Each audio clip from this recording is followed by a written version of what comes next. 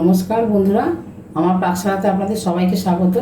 আশা করি আপনারা সবাই ভালো আছেন, আমরাও ভালো আছি। এই গরমে আজকে আপনাদের আমি তৈরি করে দেখাবো চিকেনের একদম খুব হালকা ঝোল। খুব কম মশলা দেবো, কম তেল দেবো। দেখুন আমি কিরমভাবে করি, আশা করি আপনাদের ভালো লাগবে।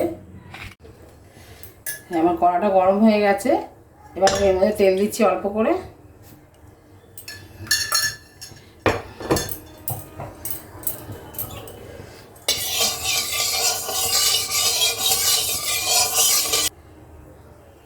তেলটা গরম হয়ে গেছে, আমি এর মধ্যে একটুখানি হলুদ দিয়েছি কালার।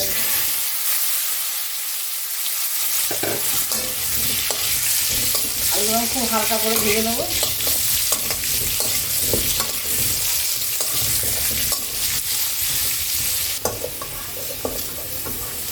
আলুগুলো আমার ভাজা হয়ে গেছে, মিশিয়ে নিচ্ছি।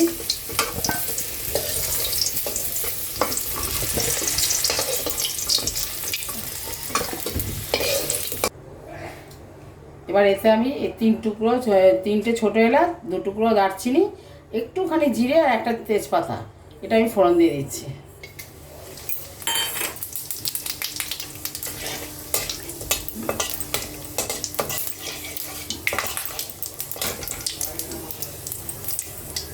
এবার এতে কেটে রাখা পেঁয়াজগুলো দিয়ে দিচ্ছি।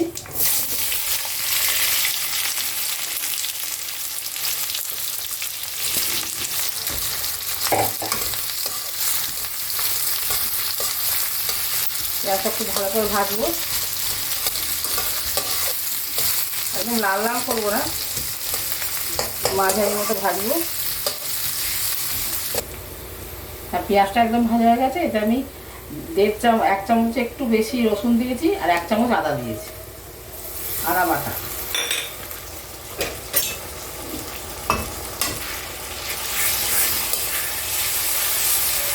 এবার একটুখানি নাড়বো।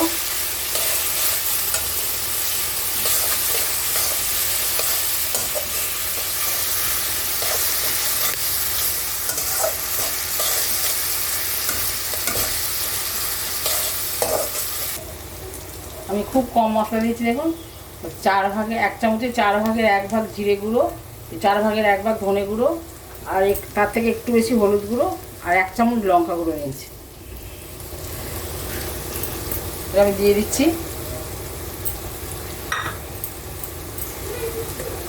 একটুখানি জল দেবো।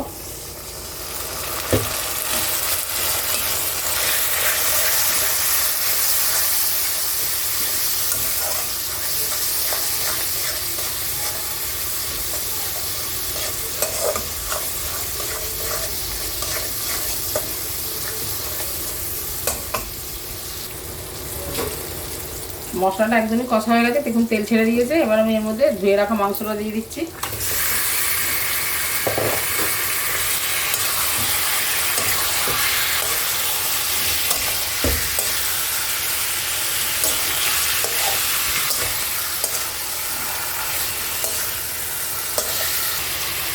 এটা আমি নুন দিয়ে দিচ্ছি আন্দাজ মতো।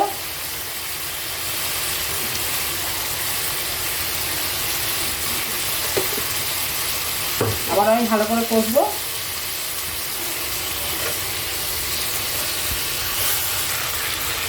এবার আমি এতে ভেজে রাখা আলুগুলো দিয়ে দেবো, দিয়ে একসঙ্গেই কষবো।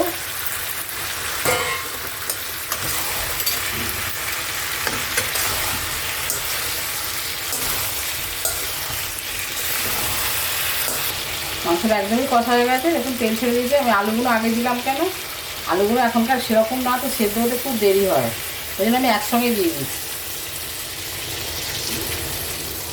এবার আমি জল দিয়ে দিলাম।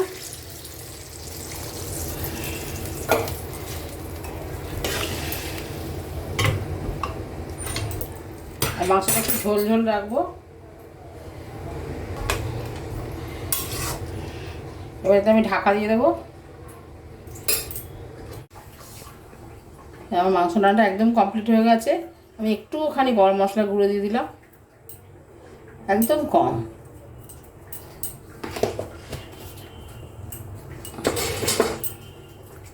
গ্যাসটাও নিভিয়ে দিয়েছি।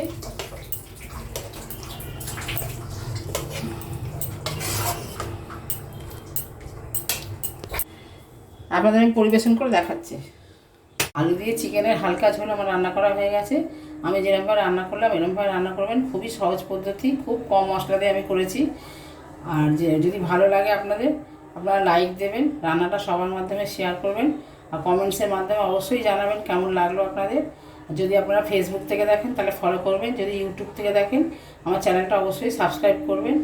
আপনারা সবাই ভালো থাকবেন, সুস্থ থাকবেন। ফিরে আসবো অন্য কোনো রেসিপি নিয়ে। নমস্কার।